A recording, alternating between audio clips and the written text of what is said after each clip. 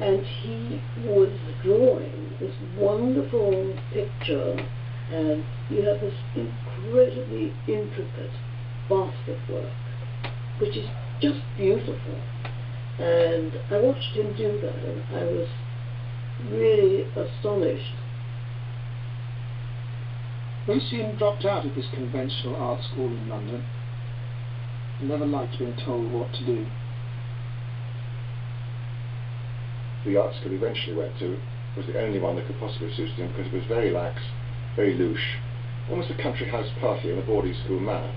And it was in Suffolk, and it was run by Cedric Morris and Les Haynes, and they clearly saw in Lucian the absolute star pupil, because he was producing remarkable things from the word go. And they painted each other, and it's very interesting how Cedric Morris painted Lucian as a kind of squirmy, uneasy adolescent. And Lucian painted Cedric Morris as a mischievous, devilish, very camp and funny little play pipe, who was very much grown up, but he reduced him to a kind of almost a glove puppet status. Under Cedric's protection, Lucian felt comfortable enough to start to express his attitude towards people.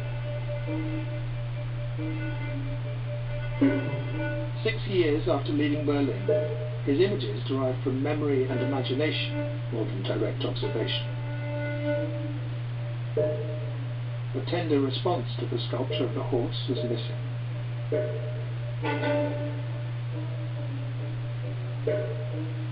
Faces are sly or mask-like, lived in or damaged. Specimens of his times. Cedric Morris gave his student the freedom he needed. His approach to painting was a revelation. I got a feeling of the excitement of painting watching him work. He worked in a very odd way, from the top to the bottom, as if he was unrolling something which was actually there. And even when he was painting a portrait, he'd paint the background and the eyes and go further down and do the whole thing in one go, and never really touched the thing afterwards, as far as I know. This very direct approach to capturing his subject influenced Freud for the rest of his life. He begins with charcoal drawing, not that much, but enough to fix some essential things, the edge approximately, and then he seems to begin with the nose. He, I think, spent a long time here building this, and then move around. The eyes are not put in for quite a while, and it would build up very slowly. He mixed every tone, and it did occur to me at first, I thought, well, you could have been a bit quicker if you'd pre-mixed quite a few of them, because they're quite similar, and then it wouldn't take you as long to mix it. But that was, I then realised I'm just thinking of myself there, because his method, he wants you there as long as possible, so why not mix every colour slowly, meaning you've got more time that way. Lucian settled at Cedric Morris's school, but then, in July 1939, it burnt down. Lucian claimed he'd been experimenting with smoking.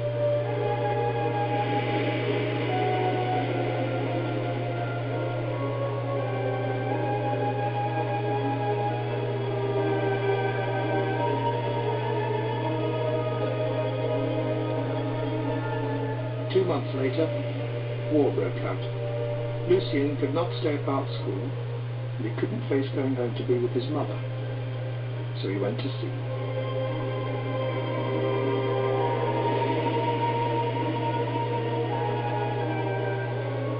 He somehow found himself in the merchant navy on an Atlantic convoy, and ended up, I think it was Halifax, a Canada or Nova Scotia, but he said that the worst thing on on the trip out was that he was then young, sort of, presumably rather nice looking, and that some of the older sort of sailors or boats took rather a fancy to him, and that's when he said he learned how to defend himself.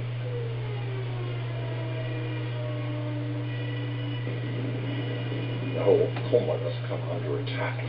One of the other ships was hit, and Lucian rather characteristically said his first reaction to this air attack was, hooray, fireworks, these explosions and bright lights, and then bits of body and wreckage from this ship which had been hit started raining down on the ship which he was on, and he realised what a terrible thing had happened. This prickly 19-year-old was shocked to the core. Whilst at sea, he developed tonsillitis and was discharged. He later painted himself ill in bed. From now on, he would calculate his own risks, retreat even further into his own private world, and control who gained entry. And he wanted to take control of the world through his pictures too. Freud began taking accurate draftsmanship to the extreme limit.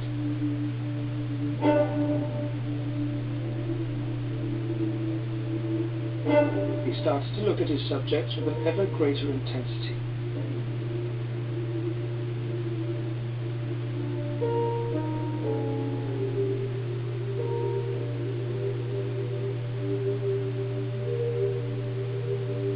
He was finding a way to preserve what was precious to him. Aspects of his private life. His lover's flesh. His lover's hair. His dog. His mother. Himself. Breasts for breastfeeding his baby.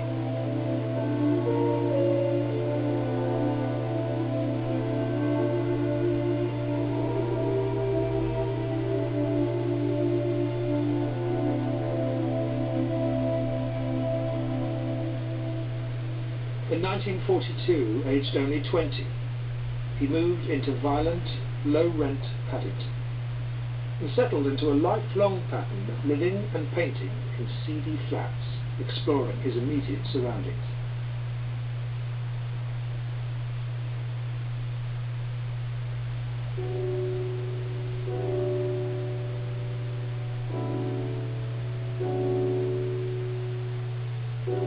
Freud didn't like leaving his studio, but he would travel further for his art. After the war, he rushed to Paris.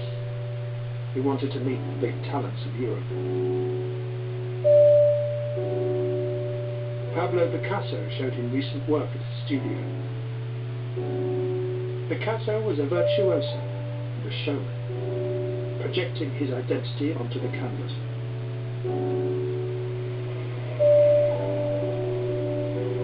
Freud didn't see himself as the next Picasso. He sought out another great artist working in Paris, someone depicting the world as he saw it on canvas and clay, Alberto Giacometti.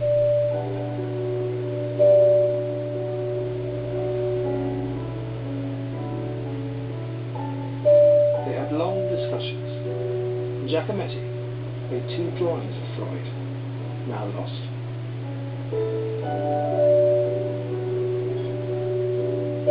Lucian was captivated by the cluttered studio and Alberto's procedure. Constant scrutiny, destroying and remaking works with no plan or guarantee of success, no formula. Trusting that with hard work he might, one day, convey something of what he saw. Lucian followed this high-risk approach for the rest of his life.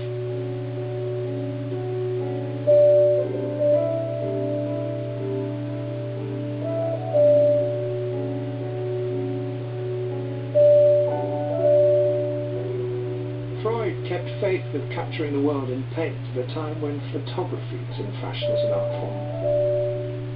He knew that hundreds of hours of scrutiny pay off differently in the painting, layering into the work multiple visual insights, making his image almost inexhaustible.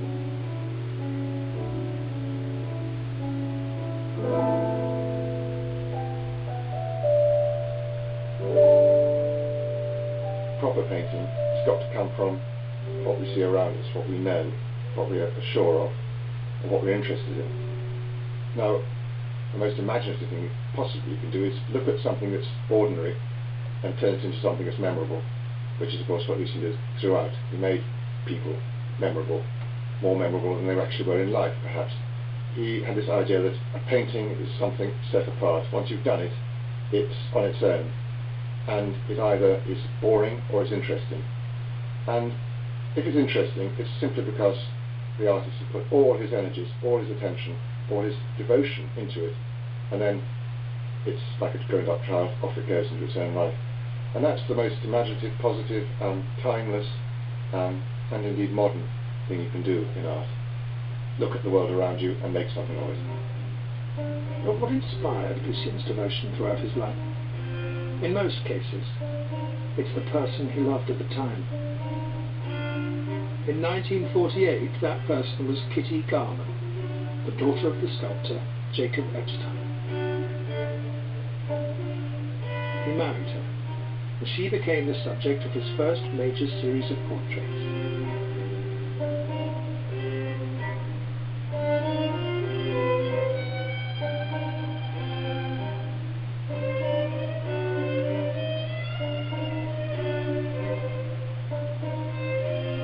The series ended with his growing recognition, and in 1952 the first of his works to be bought by the Tate Gallery.